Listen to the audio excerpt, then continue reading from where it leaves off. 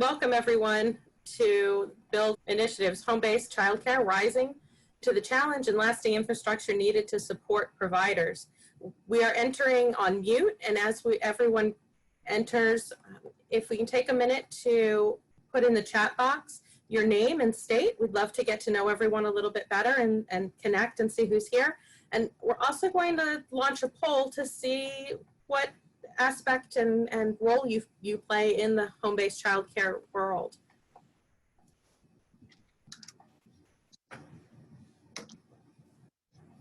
We'll just take a minute and let everyone say hello before we get started.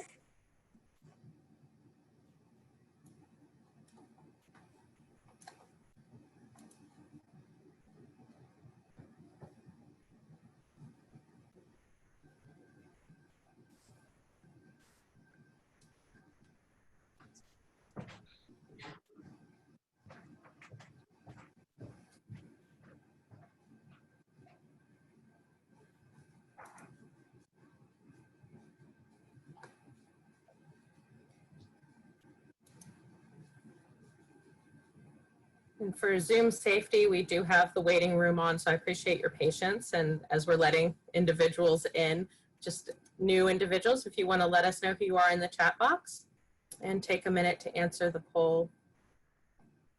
We'll let the poll go for about another minute and then we'll get started.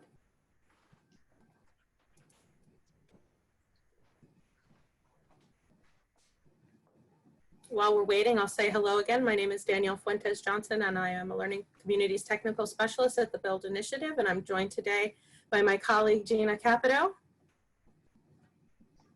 And later, we will be pleased to have with us Lynette Dumas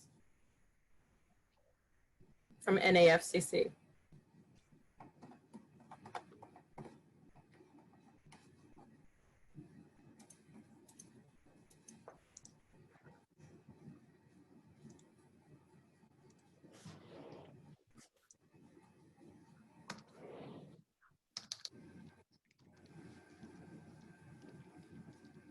Just another couple seconds and we're going to close out the poll.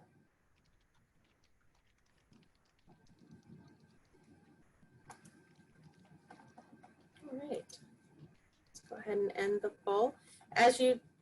Please feel free to continue using the chat box to let us know who's here, and we'll be making use of the chat box a bit more throughout the session. Let me take a look really quick and see. So it's nice to see that we have a really vast array of individuals connected to the home-based childcare community. See, the vast number of you are quality support specialists, and as we figured, some have more than one hat that they wear. And we'll be touching on that in just a little while as well.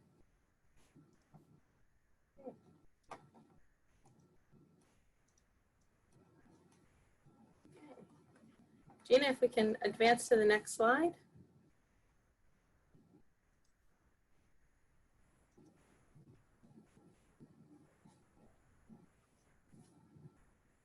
That's the poll we just took, and we'll go one more.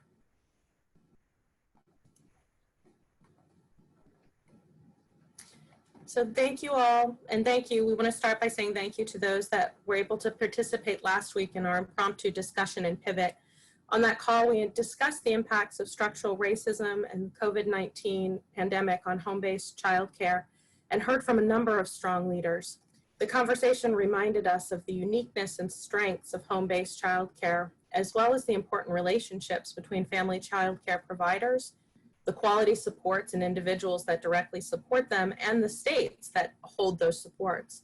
Just as relationships are the cornerstone of early childhood education, so too are the relationships between leaders. Our experience in working with many of you, and our pleasure in working with many of you, further emphasizes that leadership for home-based childcare comes at many levels. Many of you, as the poll showed, are associate leaders, network leaders, and advocates in your communities for home-based childcare and for professionalism and for growth. We also know that many at the state level, staff that are providing the subsidy quality licensing supports have been home-based childcare providers themselves in the past and continue to bring that voice with them into all aspects of their work. Right now, national conversations are being held on stabilizing childcare. We believe that family childcare must be included in this conversation and be included in the ask and planning for the necessary resources in a meaningful way. BUILD has been committed to this work for many years through its previous efforts on staff family child care networks and helping states support home-based child care and inclusion in QRIS, their QRIS systems. So with this slide we see here, we're launching the first in a series of opportunities for content and discussion that will continue over the coming weeks. We'll continue that meaningful dialogue that we started last week and deeper dive into what research and experience tells us are the infrastructure supports that really make a difference for home-based childcare. And although home-based childcare may encompass family, friend, and neighbor, both informal and formal, as well as licensed family childcare, on this series, we're gonna be really using the terms interchangeably. We'd like to take a look at this week, we'll be talking about sort of understanding the basics and some of the benefits of home-based childcare. Next session, we'll zero in on supporting home-based childcare through systemic infrastructure, and then diving a little deeper into developing or delivering relationship-based supports. Next slide, please.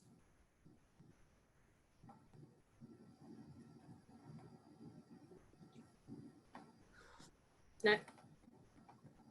We may have a little delay in technology. There it goes. Thank you for your patience. So today, Jeanna and I are so pleased to be joined by Lynette Dumas from NAFCC, their president, and together we're going to explore home-based childcare, who's using it, and what the importance of family choice is, why home-based childcare matters, the national trends that we're being seen, and why supports are critical. We really desire this to continue to be an opportunity to co-create these sessions together. So you notice that we are in meeting format. Everyone is muted as of right now, but please unmute yourself. There'll be opportunities to share. We're actually going to be pausing a number of times to ask questions like, if what is being said resonates with you, what supports have made a difference for you, as well as opportunities to share other reflections on what you're hearing. Please know that there's no wrong way to participate in these sessions. If you want to sit back and listen, that's great. And if you want to put your voice in the chat box, we'll raise those up as well. We've left enough time for this session in general to go where the conversation goes. So let's look forward to a wonderful conversation. Next slide, please.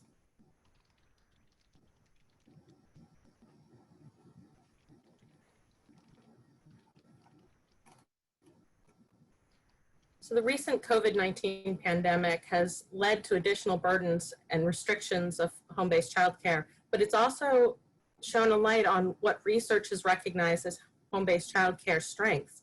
We know through studies like the National Study of Early Care and Education that there are more children in home-based childcare than in centers.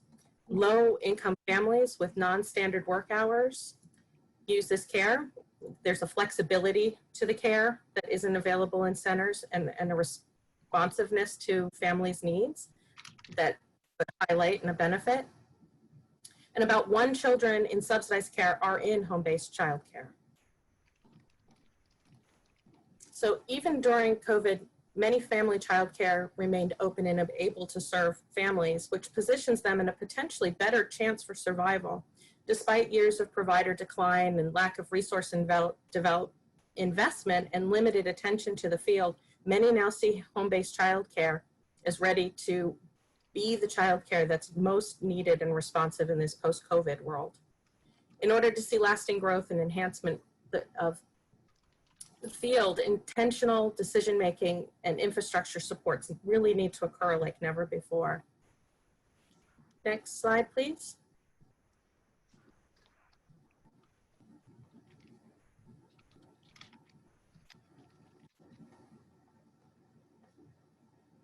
Additionally, the work of Juliet Bromer, Tony Porter, and others remind us that family choice is a critical reason why so many children are, especially the majority of infants and toddlers, are in this form of care. The flexibility of hours, again, and schedules, the locations, which eliminates in neighborhoods and neighbors, often eliminates the need for transportation. Mixed age groups allowed siblings to be cared for together. The cost is generally lower, and that intimate home-like setting mimics and responds and respects the cultural and linguistic preferences of children and families. Next slide, please.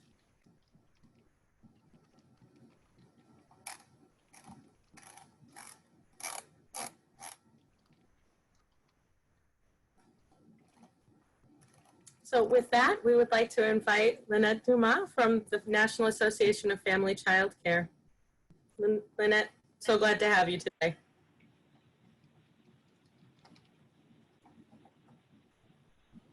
I think on mute.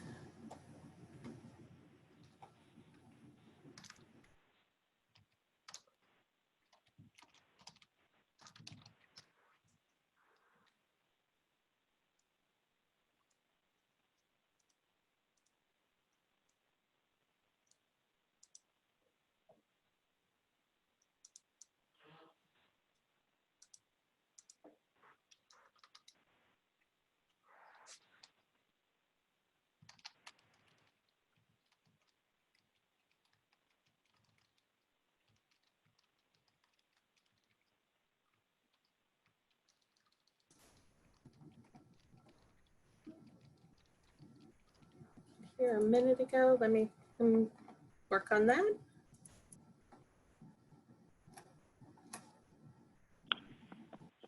While Danielle works on that, I just want to emphasize some of the information that Danielle just shared. As Danielle mentioned, I'm Jeanna Capito, and Danielle and I have worked with many of you over the years in technical assistance, supporting you through peer learning groups, and it's that connection with you as leaders, whether you're a family child care provider, a quality support specialist, or state staff. There's the leadership of family child care at so many levels within how we are driving and advancing family child care that really supported us in the effort to say that this continued dialogue and the spark that occurred last week, last Tuesday with our discussion, was the greatest way that we could possibly honor and advance family child care would be to engage in this series with you and co-create information that would really support us to be much more thoughtful and intentional about the idea of how family child care receives the infrastructure and the durable supports that it needs to be a full partner in the early care and education series. And part of what Danielle was sharing there with the reflection on the sheer amount of families, particularly families of infants and toddlers and families of color that are selecting family child care because it's representative of the culture and the communities that the families are in, and how important that is to families to have that support and have that sense that they are using a partner in the delivery of their care, the care to their young children during the day. And so we really want to elevate the leadership at all the levels within family child care and find this to be a way that we can really create what those long-term supports look like. So I think Lynette's going to give it a go again, that she might have audio. Can you hear me now? Yay! Yay! It's like a Verizon commercial. Ooh. Yes. Thank you for having me. Thank you for everyone for being on the call. Like I said before, or I was trying to say before, I am the new executive director at the National Association for Family Child Care. It's our pleasure to be here in partnership with Build. All the things that Danielle said are very true, and they're the things that I want to start off highlighting. Family child care. Jeanna, I know we have a slow connection on this, so I'll hold on a second for the next. Family child care is essential to essential workers and is definitely the workforce behind the workforce. So family child care, home-based child care matters to the reopening of the economy for all the reasons that Danielle mentioned. It's a part of the fabric of rural communities, families with non-traditional work hours, the gig economy, preferred setting for infants and toddlers prior to COVID, and now it has an even larger impact. As it was also mentioned, 66%, and that'll be on a slide later, but about 60% of family child care providers, according to the surveys that we conducted, remained open throughout the crisis at varying levels. So family child care matters because of fear of we want to minimize the spread and the contact with the coronavirus, and so the family child care or home-based environment lends itself to social distancing, small group sizes that are very important as we move into these first and second phases of reopening. Also, these are micro businesses that are often minority and women owned, so it's a huge part of the economic impact on communities. And so as we're thinking about reopening and how we do it, we have to be very, very clear that we can't reopen successfully without family child care and child care in general, but very specifically, family child care has a unique part to play in how we are able to pivot into this new normal and this new economy. I think that Jeanna is going to make a connection to see how that is resonating with folks. Yeah, so this is the first of the instances that we want to pause and connect. So for those of you that were able to join us last week, you'll remember this strategy for dialogue and participation. And in the connect, dialogue, or participation, a little different than discussion, we're really just hearing each other. We're really just allowing for an opportunity for reflection. And so what we wanted to start with in response to some of the information that Lana just shared is to hear some reflections from you on how what Lana just shared is reflective of what you're feeling and experiencing in your communities and in your program, and the programs you work with in your state, kind of any of those levels, really your individual reflection on how this mirrors with what you're feeling or experiencing or is different than that. And if you remember from Connection, you're welcome to unmute yourself and share out. You can also put it in the chat box, and as Danielle said, we will raise up things that we hear in the chat box as well. So I'm going to give it a couple minutes to see if we have some shares.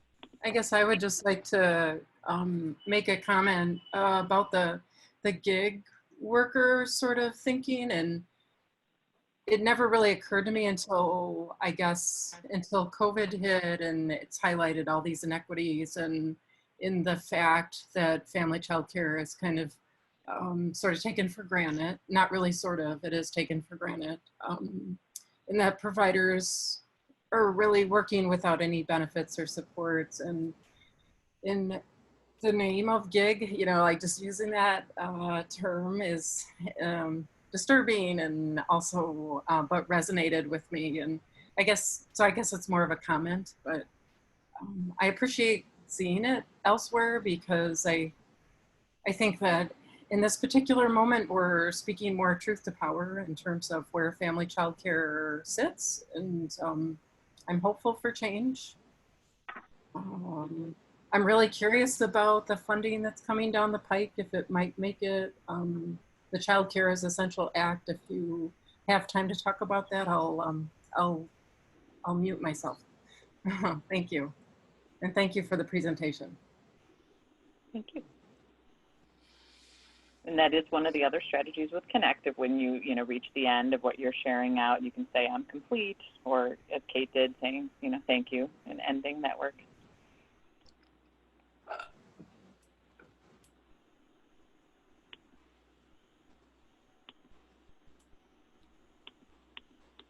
I'll give folks a second for those that are trying to unmute, and in the meantime, I'll share a little bit from the chat, raise some things up.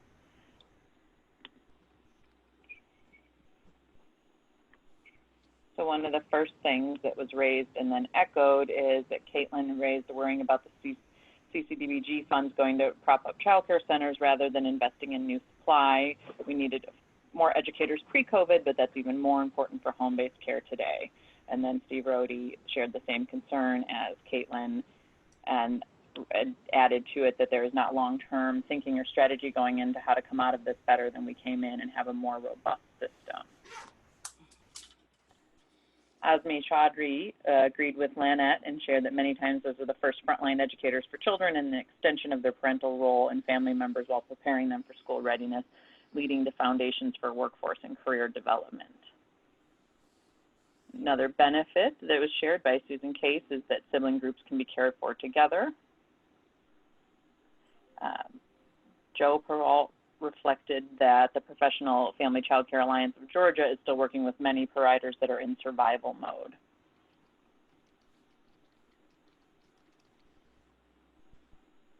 And then Nancy asked, how do we advocate and lift up family child care while also not putting down the other forms of care and education?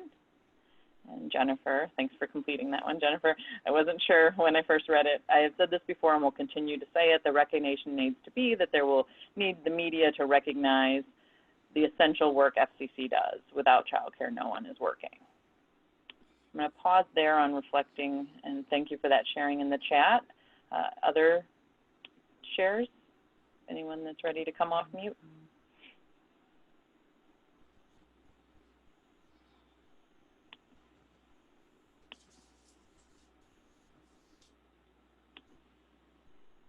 Hi, this is Latanta Godbold. I actually am a family provider in Philadelphia, and I have a Star 4 program here. I sit on a couple of advocacy boards. I'm the president of a local family child care advisory council and a co-founder for a family child care coalition.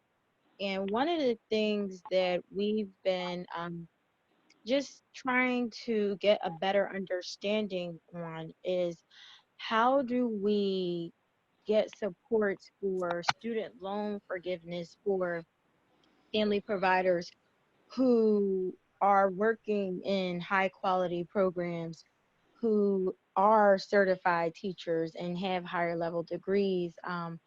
And, you know, that's something that we haven't really gotten any clear answers on.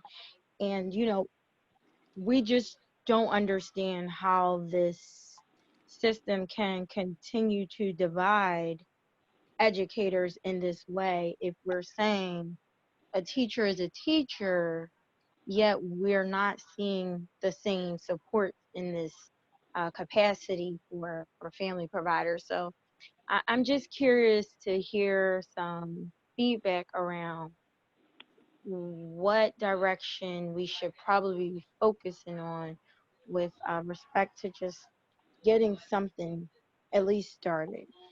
So thank you for allowing me to express that. Thank you, Latanta. Thank you.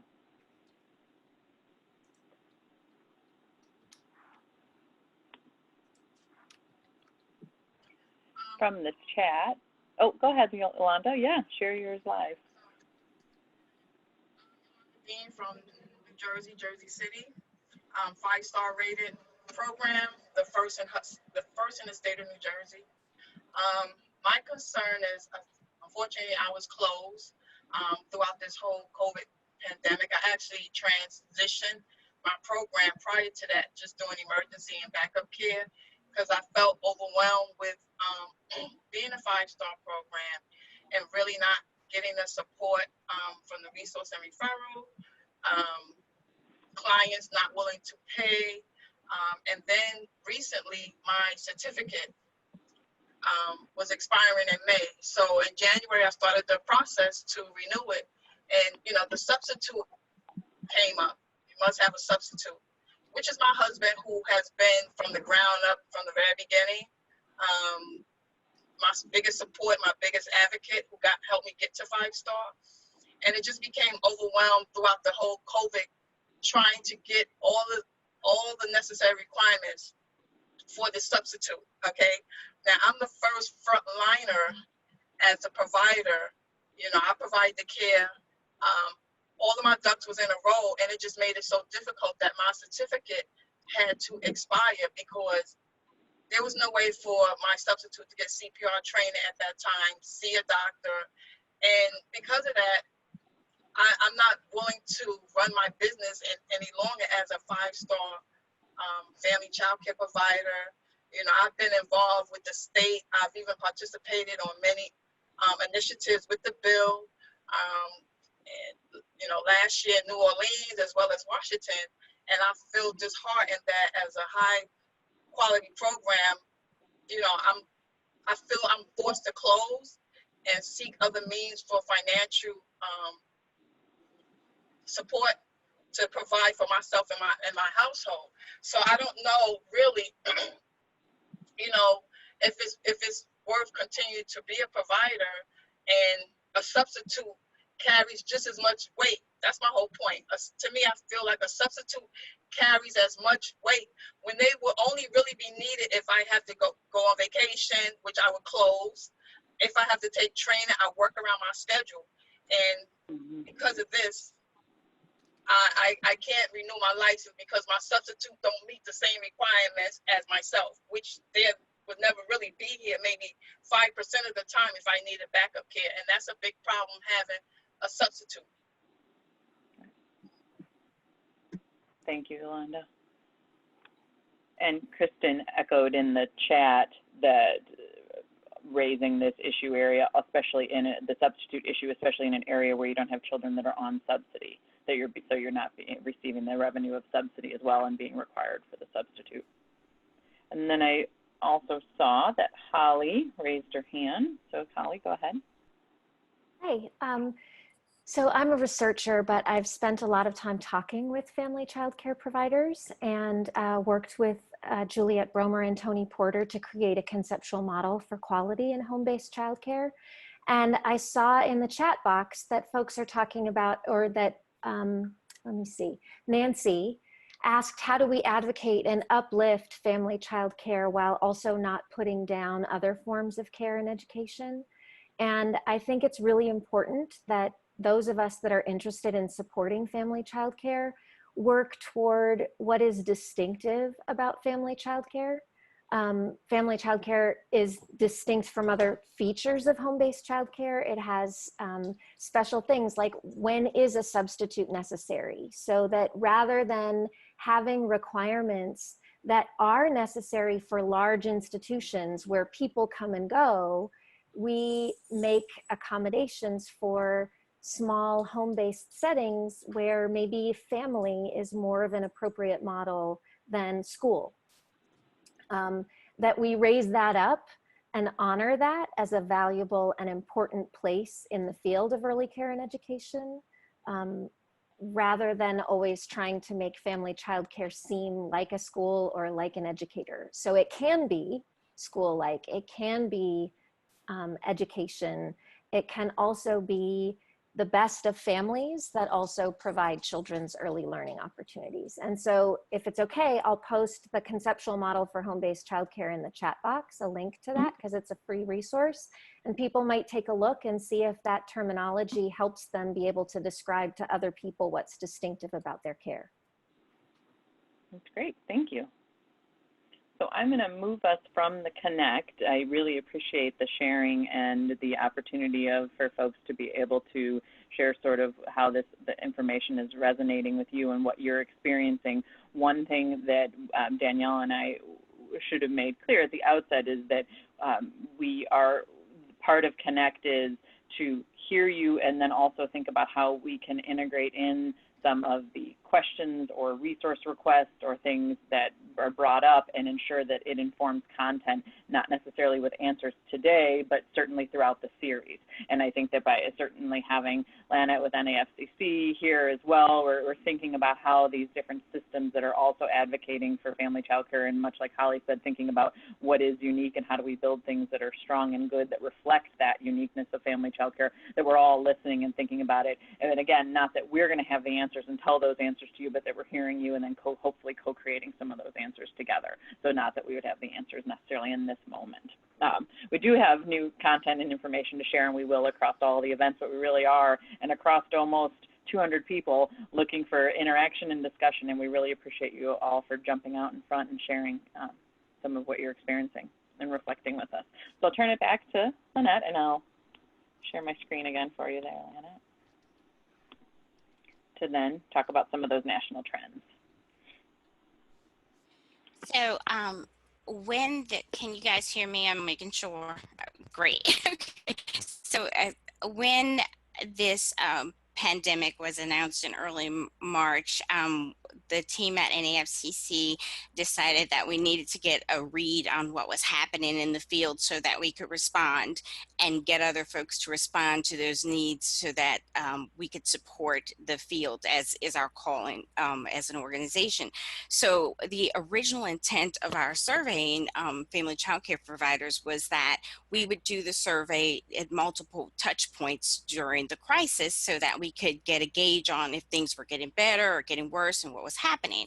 What we found over every time it was time for another touch point was that the situation was so fluid and things were changing so much that we'd have to ask different questions in order to get a pulse of what was happening in the field. So at the beginning of the crisis, what we saw was that guidance was very unclear for family child care. Not only were different states doing different things and responding very differently to the crisis, but lots of states weren't specific about what those new guidelines and guidances meant for the family child care setting, which, as we've said over and over again, has some unique and distinct differences from child care centers. So the guidance wasn't clear. That was one huge point that we realized. The payment methods varied wildly. So some states decided if they for subsidy payments that they would pay for enrollment rather than attendance, so that folks were able to get the max amount of payment that they would have gotten if all of their children had been in attendance, regardless of if they showed up or not. There were different supports if people were connected to early Head Start or if they were connected to public pre-K. So they were connected to different systems. The disconnect came when folks were not connected to one of those systems and when they were solely dependent upon tuition payments from private pay from parents who were not connected to subsidy systems. So then if the parents weren't working, then they weren't paying. And we didn't have a ready mechanism there to support providers who were operating or keeping their doors open and maybe only had one child because only one parent was still working and was sending their child. So that was a huge eye opener, and it was one of the things that we are looking for partnership on figuring out. The other thing was that a huge number of providers, on top of not being paid, weren't sure if they were going to be viable on the other side of the crisis. And at that time, we were like, oh, we're going to be closed maybe a month or 2 months. We're not sure. And here we are 3 months later, and we're thinking about reopening. So folks were saying, we don't have enough reserves to maintain our families, our livelihoods, our homes, which is the heart of home-based childcare. We don't have enough reserves to manage that. And we saw that at the very beginning of the crisis. Can we go to the next slide? So then we fast forwarded about 3 weeks from the beginning of the crisis, and we put out another survey. At that time, we had some supports that were coming up. There were things that were happening, and different communities were responding to family and child care programs in very different ways. So we wanted to see what supports people needed. Were they even open? What was happening? And we realized that 66%, 2 and 3 family child care programs were open. Most of them were caring for essential workers' children and operating at a reduced capacity, which also lowered their income. We recognized that folks didn't know where to go oftentimes for local support in their community. So if you didn't have a trusted voice or a connection to something, then lots of folks didn't know how to find the help that they needed. And the other huge piece was that as the CARES Act supports were being developed, non-English speaking providers were having less chance of accessing those things. There were some things that were written into the policies around it, and there were other things that were simply language barriers. So we were also I'm sorry, the chat is making me like, go, wait, is there something I'm supposed to be looking at? We recognize this disconnect with immigrant and non-English speaking populations. We knew that folks weren't getting hazard pay. They were on the front line. They were subjecting themselves to potentially contracting the coronavirus and their families, but they were committed to serving their families, or committed to the income that they needed to stay open for. And so they remained, 66% remained open. Do I have another one? Do I have another slide after this? The poll. So now it's time to see how that resonated with you. I'm going to pass it to my colleagues.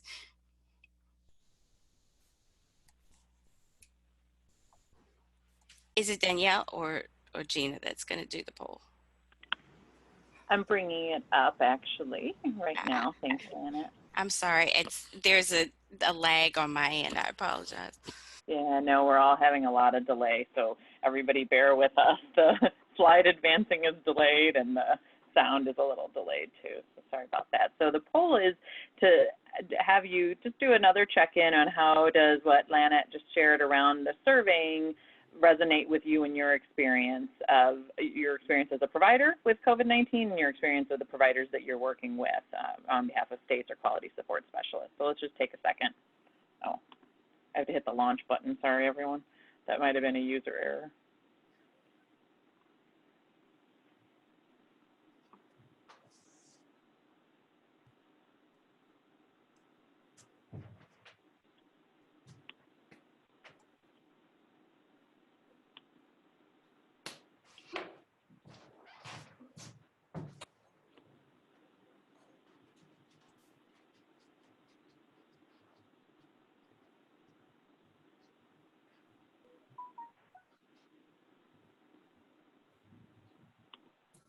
Give it a couple more seconds. You can see overwhelmingly yes, very much, or yes, somewhat. So we haven't had anyone that's responded to the poll yet that has said that no, not really, or not at all. So what NAFCC has found in their surveying is also reflective of the experience that all of you are finding as a provider and the providers that you're connected with.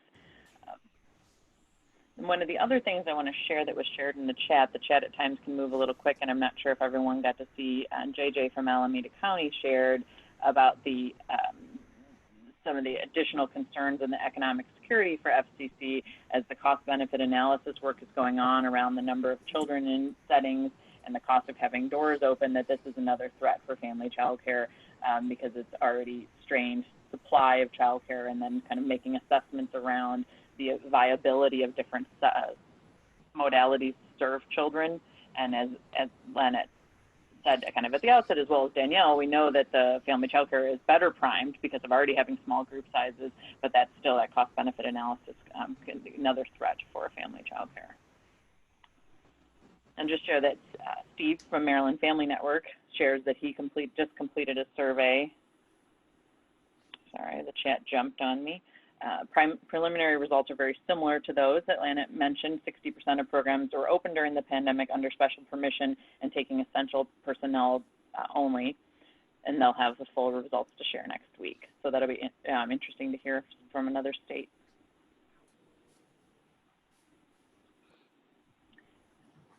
One last thing in the chat shared around this is the idea that the National Women's Law Center is doing some initial cost estimates suggesting that modifications to COVID in response to COVID-19 are increasing provider costs by 30%.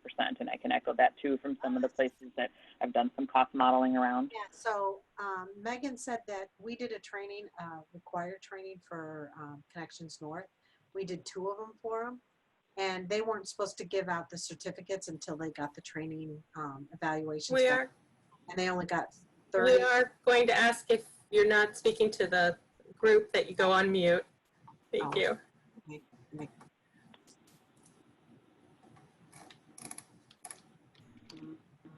One last share out from the chat in thinking about this, the information that's been shared in the surveys and how this resonates with your experience is that unless family has another income from a partner or spouse, most providers can't qualify for the loan because they could not pay it back. They're not paid enough, and in many of the communities in Alameda County, the providers themselves are living in poverty and the reality of that economic impact. Thank you for adding some additional depth to the survey responses, as well as to that whether or not the survey responses are resonating with you and your experience right now. I'll turn it back to you, Lynette, after I advance you. I'll start advancing a little sooner, see if I can get ahead of it. Thanks. So in comes the third survey, which we just completed about a week and a half ago. It just ended about a week and a half ago. And in that survey, we were talking to partners about what information we kind of needed as we were moving forward. So we were looking at did providers have access to health benefits? What was their housing situation secure and secure? And how they had been able to take advantage of the federal reliefs that were provided in the CARES Act. Very specifically, the Paycheck Protection Program, because it spoke to a forgivable a potentially forgivable loan, and there were lots. The pandemic unemployment was really administered by the states, and so there was it was going to be a harder read to get apples to apples, so we didn't concentrate on the pandemic unemployment in this particular survey. And the way that this survey worked, just to be clear, all the surveys, once you respond that you're not a family child care provider, then you're not allowed to move forward. So it's one of the few surveys that is capturing not just child care or folks that are supporting child care, but actual child care providers, hopefully. We'll see. So what we saw, and some of it was a little surprising from what we were hearing anecdotally, but 63%, as you can see, had participated in some form of relief. They'd gotten some type of relief. It wasn't necessarily the federal CARES relief, but there was some form of relief that they had benefited from. Folks were reporting that they have access to health insurance. A number of folks are anticipating that they would possibly miss a mortgage payment or rent payment. This is, again, huge for a business, an enterprise that relies on the home to operate. But I guess I'm not going to give any judgment here, but 93% are anticipating being open for summer care. So no surprise. Before we move to the next slide, one of the questions in the chat was on the number of providers that responded to the survey. Good question. So there were, let me get the right number. There were a little over 1,600 English-speaking providers. I'm sorry. There were a little over 1,600 providers in total, and nearly 400 took the survey in Spanish. And I will send you the exact numbers when I access them, but I don't want to click to another device and create. We don't want to lose you. Any more problems that they were having right now. To that, there was a question about sharing the slides, and the slides will be shared, as will the recording for this, and we can also then answer some of the detailed questions like that around the number of providers, and that we can include that with the materials afterwards. Yes, thank you.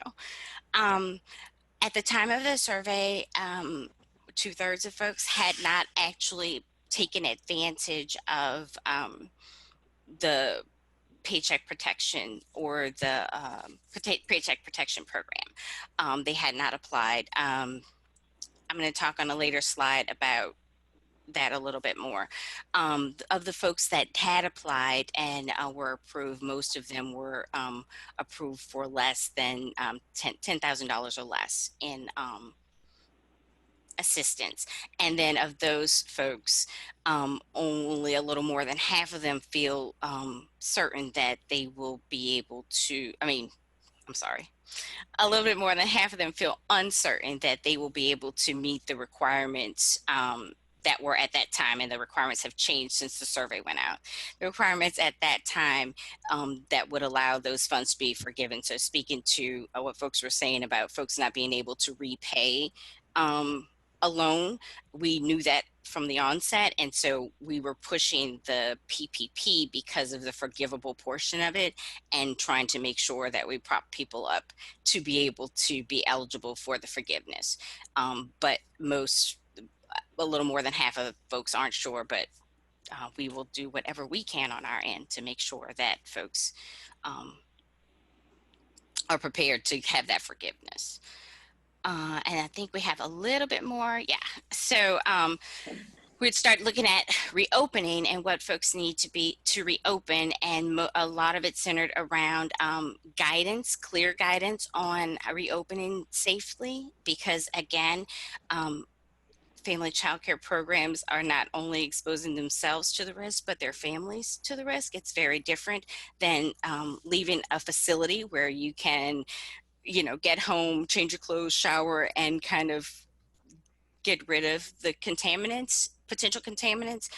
Everything is happening in your space at your kitchen table, potentially. So then this brings risk to not just you, but your family. So folks are concerned.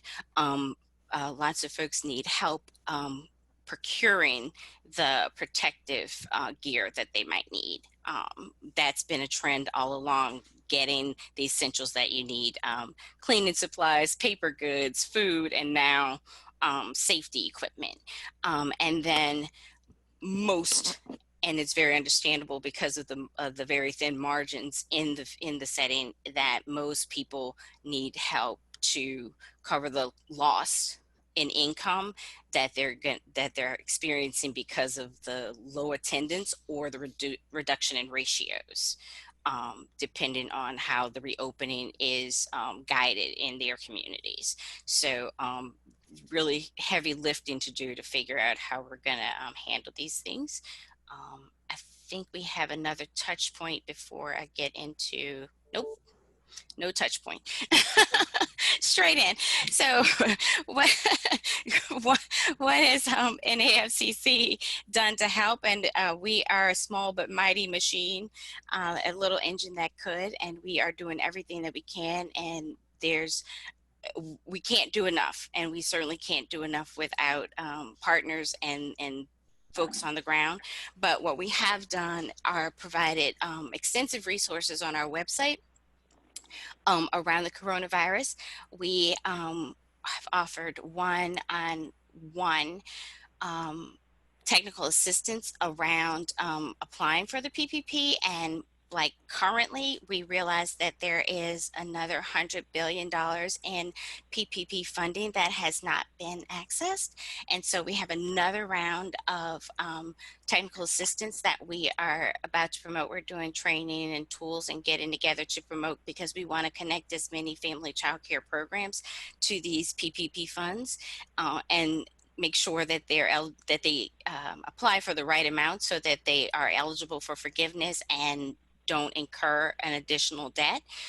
So we're about to have another push on that technical assistance, as well as we worked with the CDC Foundation and some other partners, all our kin, I think they're on the line, and Child Care Wear and some other folks, to produce a webinar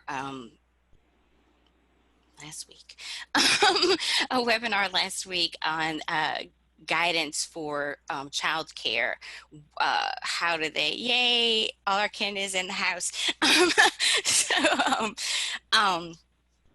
So that child care programs could have the tools that they need to make decisions about staying safe when clear guidance isn't provided. So we had an actual child care center representative and a family child care representative on the webinar who could talk through different scenarios with folks about, because they had the experience of being open during the crisis.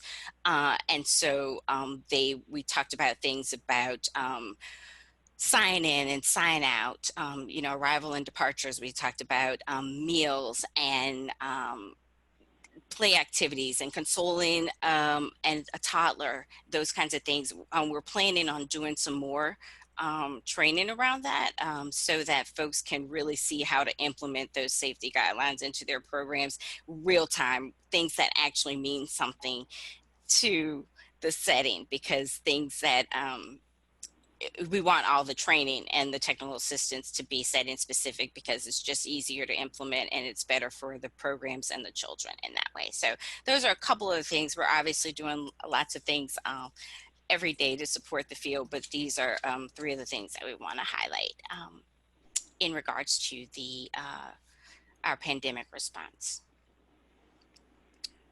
Elena, one of the things that Rachel Schumacher raised in the chat for exploring a little bit more was some of the reasons for programs not being eligible.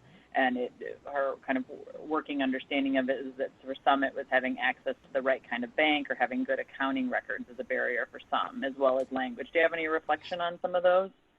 So that came up a lot of times.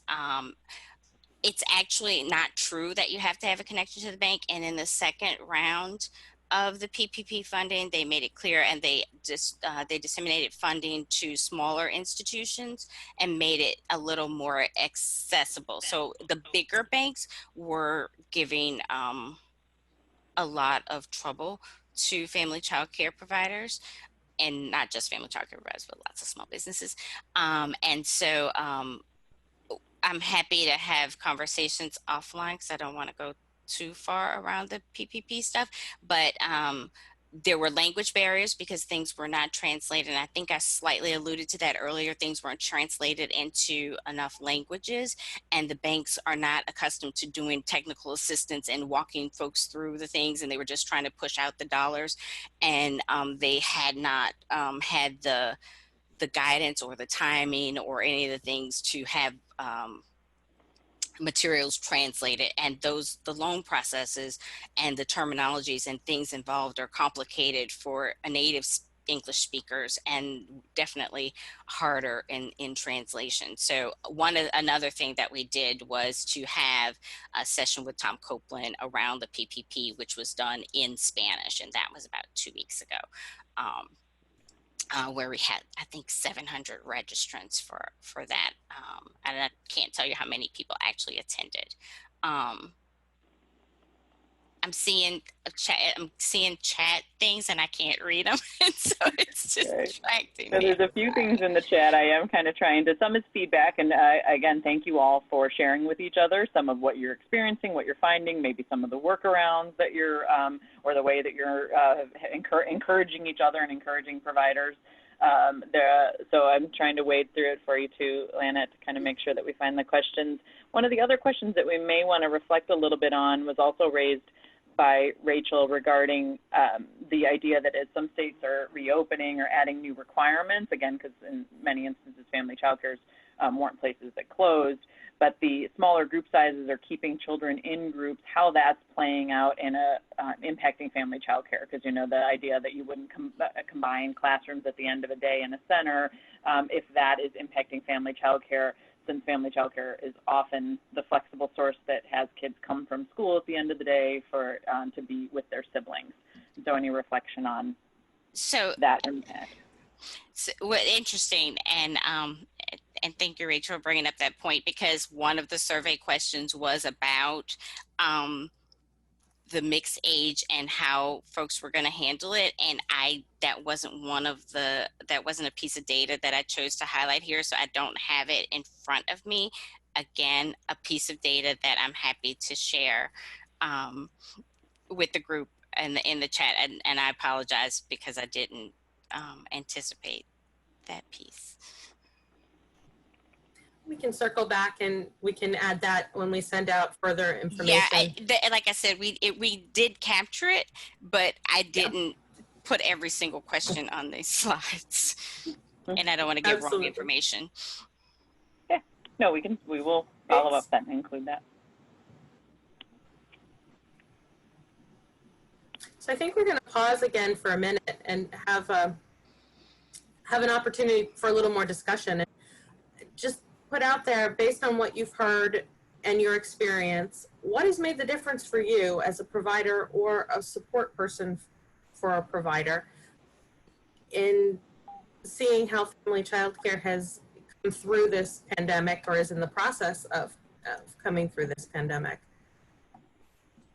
And again, if you can take yourself off mute if you'd like, or you can place it in the chat box, and we'll pause to let you all think about that.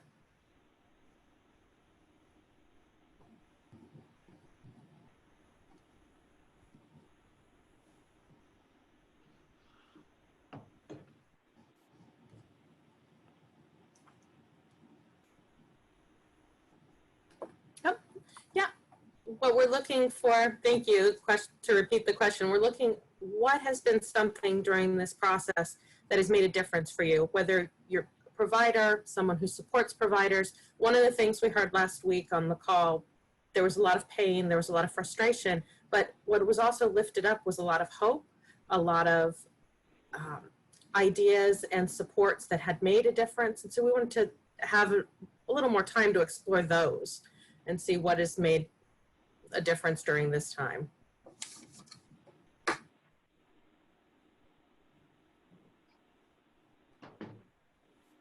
Well, I can speak again, sorry to speak again, but I will say in Madison, Wisconsin, what's made a difference for the family child care providers is that we have weekly town hall meetings.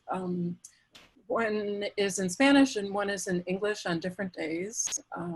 That's helped people to connect to one another, and we're also a part of a shared services network, and that too has helped with connection. And I found in my experience with providers that that connection is very important, even though it is true there's a lot of discouragement, but I think the flip side is that there is hope for change, and that this might be a moment to really push for something as radical seeming as universal childcare.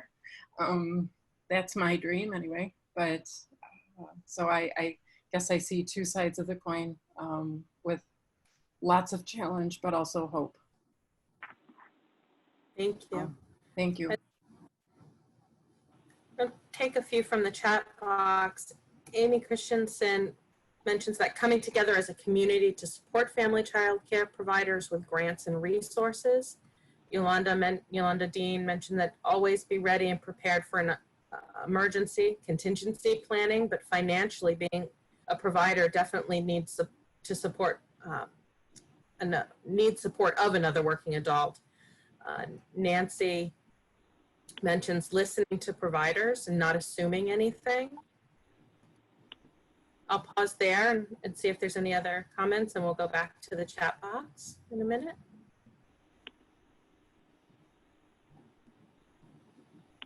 Hey guys, this is Debbie in Arkansas. And one thing that I've noticed that's been a really good change for us is I think many times for leadership from the Department of Human Services, we're lacking some communication, clear communication, and they've done weekly calls with providers. And I've seen just the lines of communication open up and people be able to ask questions, and they just feel better. Whether their questions are actually answered or not, because we don't all have the answers, I think everybody feels better that they understand that someone's listening to them. So there was that. And then the flip side of that is the first 2.5 months of this, I was able to be on all the Zooms and all the calls and get all of the information. Well, June 1st, I opened back up. And all of a sudden, it's put me in the place that many family child care providers are in everywhere, that it's difficult for me at 10 o'clock in the morning to listen to a call and to take notes. So I think it's important that we all have those systems in place in every state, that there's somebody that's a point person that can make sure they're on those calls and make sure they're accurately and quickly relaying that information to everybody else that are family child care providers in our groups. And many times I've thought to myself, why aren't people just engaged? Well, sometimes it's just not possible. Sometimes you're engaged with your children and you just can't. So I think that those have been very good things that have come out. I think that family child care providers, I think in Arkansas, we're feeling a little bit more part of the team now. And we're seeing that that our Department of Human Services actually does care about what happens to us. So to me, there have been positive outcomes from this all around. Thank you. Thank you. We have a lot of interaction in the chat. I'm so encouraged by that, and I want to lift up your voices from there. Harriet Fieldloffer shares that Connecticut had great support from OEC Commissioner and received philanthropic funds to support FCC networks. Jennifer DeStefano shared, I'm incredibly proud of family child care professionals during this time. Everyone has shown their resiliency. Many have joined forces in Pennsylvania to share resources and supplies. They've participated in numerous networking calls to discuss challenges and solutions. And Latanya Godbolt shares that in Philadelphia, our ELRC is paying for subsidy seats, although we are not able to collect co-payments. Mona Lisa Mendoza shares that we have supported child care providers with safety supplies and keep in touch with them to make sure they didn't need anything.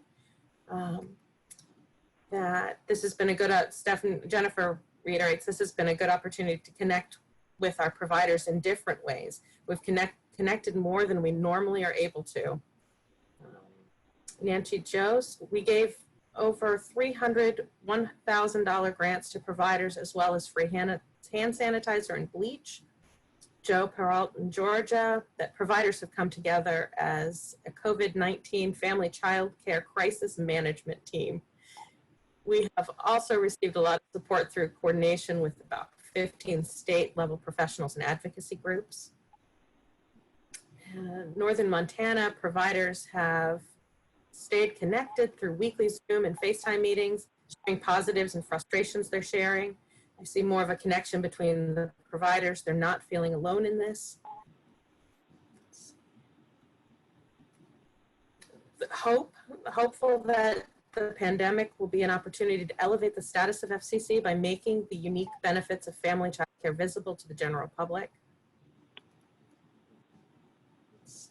And Margaret in California, that we have contracted with and funded the local associations to make calls to FCC regarding resources, both on website and other opportunities for both providers and families they serve.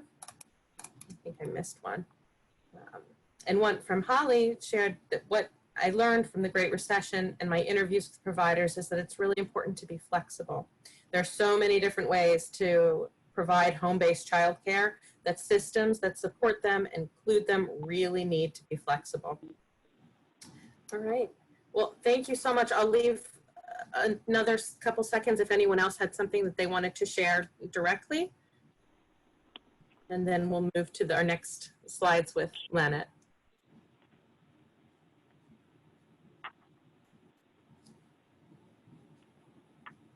Thank you. So the things that we want to keep an eye on are being able to address housing security. We are trying to make sure that there's access to not only physical health solutions, but mental health solutions, because it is traumatic and stressful for the professional in this situation and the children and families that they serve, because they are often very, very connected to the families, and everybody is feeling a heightened stress right now. Lots and lots of studies, and my folks at LRCAN have the data for that. That there is funding relief for folks that are operating below capacity, with no matter what their funding mechanism is, and that we are paying attention to how folks are connected, so that we are funding and facilitating association and networks, because what we're clear about is that, and I'm not sure if this is the next slide or not, but what we're clear about is that what we've seen across the country is that where there are strong connections and trusted voices, family child care is doing better. When you don't have to filter through, is this true? Am I eligible for this? Should I apply for this? When you know that you're getting the information that is specific to family child care and you can trust it, then you can move out and act. And there's something, and I heard it through the chat, and I know it anecdotally, and I haven't said it in this call, but if you know me, you know that I am a former family child care provider, so I know this also from experience, and that the peer-to-peer support and sharing things with one another is very important, and that's a part of that trusted network and trusted voices. We need to make sure about that we have stronger business models that come from being supported through networks and associations, which help people to be ready to apply for a loan, have their business in order, so that when they go there, they know that they have what they need. The banker doesn't turn them around. They can answer the right thing the first time. That we're connected to systems. The state systems, local systems, national systems, and that we are using grassroots advocacy to promote the authentic voice of family child care, that we are definitely getting the right voice at the table. So when Debbie can't make it to the call, that there's someone there that understands the true experience of a family child care professional, someone that has seen all the hats that folks wear in those home-based settings, and can articulate that to policymakers and legislators and administrators, that this works, this doesn't work, this doesn't fit, this fits. So, but it's only in us connecting and sharing that we're able to amplify our voices. And I think that brings us right into Danielle and something that she wanted to connect with. As we transition, as we transition to the next slide and the next opportunity to share, wanted to share Monica Cohen's in the chat box shared that what's made a difference for me as a quality coach are the supports and funding that was provided. Providers were able to receive $300 to $400 in cleaning supply grants. 15 of our counties were able to receive $1,000 emergency fund grants to help them reopen through homegrown and first steps. Providers were also able to apply for $5,000 grants through the funding that was allotted to South Carolina through the CARES Act funding. We're also able to develop social media platforms specifically for family child care providers to plug them into the various resources that are available to many organizations. So assist providers navigating with their needs through this process. During this time, FCC providers really stepped up to the plate and carry the family child care needs of our communities while many centers are closed during this time. And Christy shares that family child care providers in Connecticut and New York have been speaking out in the news media and meeting with members of Congress about the need for additional federal child care relief that works for family child care. And Rachel shared a resource for us in the chat box.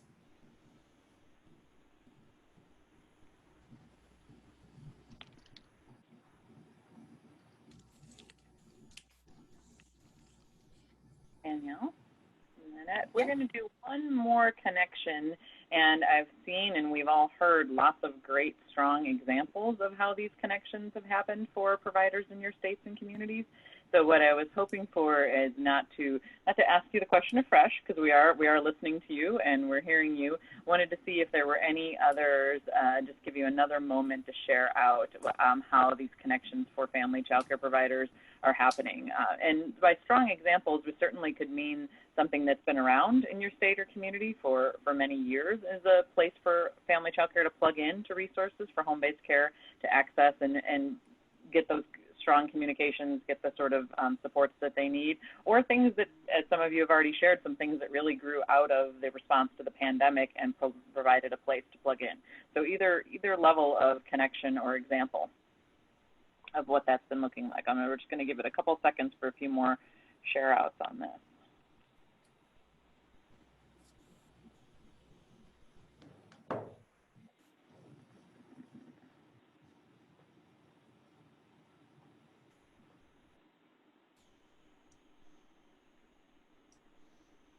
And Lynette, while folks are taking a second to fill those in, there was one other question on the surveying, whether it was across the country. And it's possible that that was something you shared on the first slide and that the question just missed that. But I got the impression that had been done countrywide. Yes, it was a national survey. It went out to our network. It actually went out beyond our member network. So a lot of the folks were family child care providers, but they weren't necessarily our members. It went out to 20,000 folks that are on our list. And like I said, not all of those were actually providers, though, but it went out to 20,000 across the country.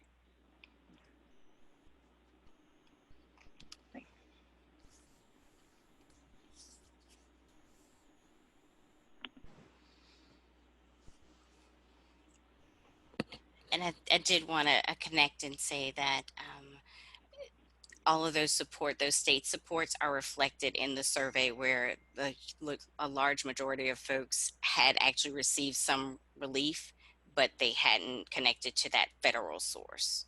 So it's a lot of those that are included in the chat.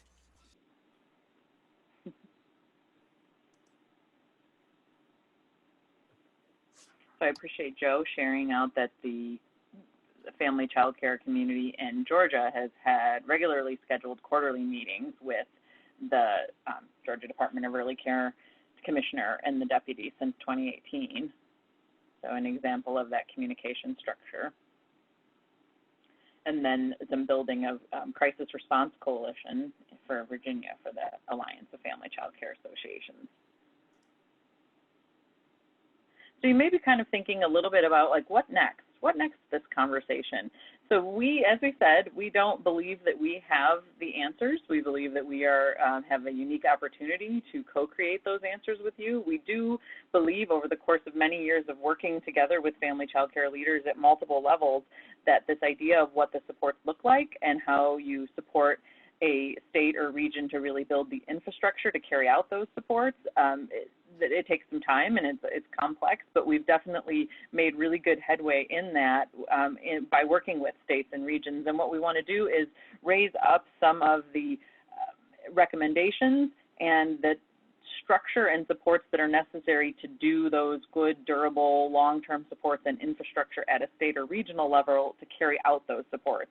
And so all of this, and hearing some of the examples from you of sort of what are those nuances of what's worked well in the midst of the pandemic, as well as what's been a function in working well over the course of how family child care providers are connected over the course of many years in your states and communities, is part of really mining the best, so that then we are informing those resources and recommendations that can be produced coming out of this series to really support the good work to happen and continue in many states or start fresh in some regions where there's not as much of this work taking place.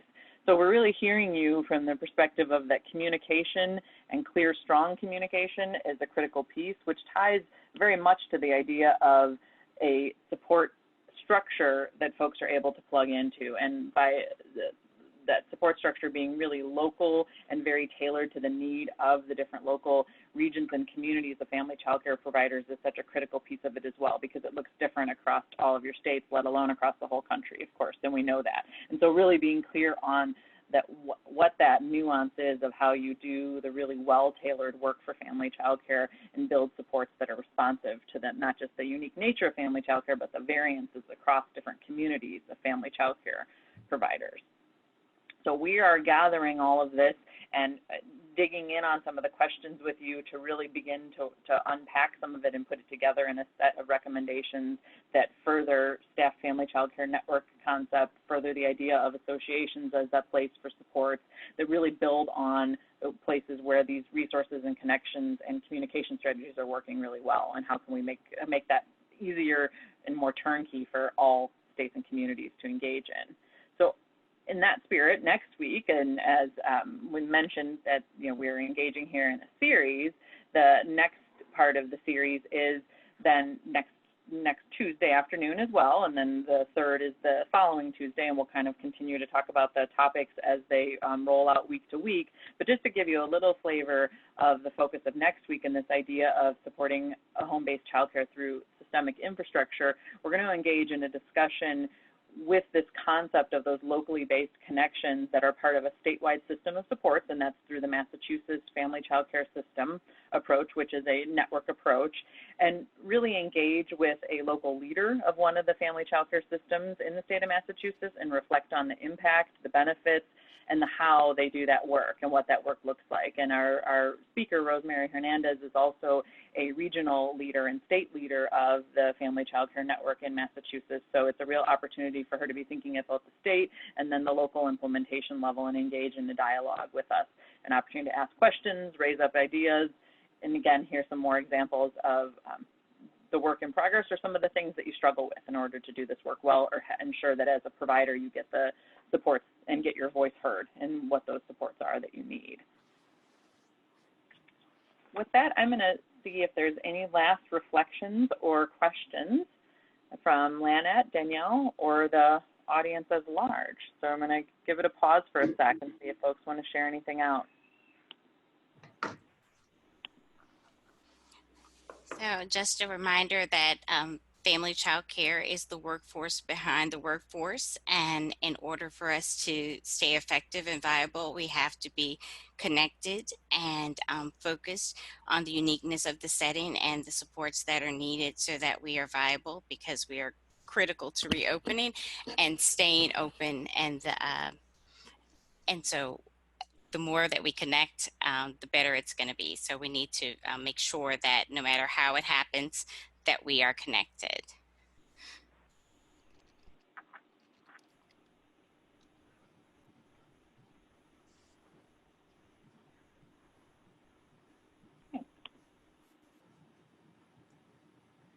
Thank you so much, Lynette, for joining us and engaging in this discussion and really unpacking the work that NAFCC is doing in this approach.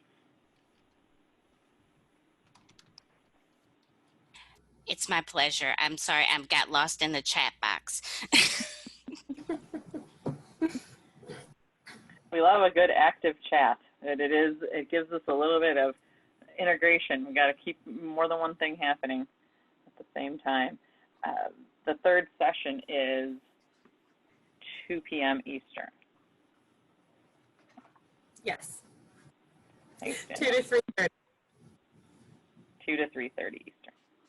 And we are planning for 90 minutes, but really looking at content that's closer to the 60. We know that engaging in this type of discussion, which we really do appreciate folks finding ways to share and engage, can be a lot. So we don't want to jam in 90 minutes of active discussion. So, and with that, we're going to give you 10 minutes back this afternoon. And thank you all again for your participation and look forward to continuing the discussion.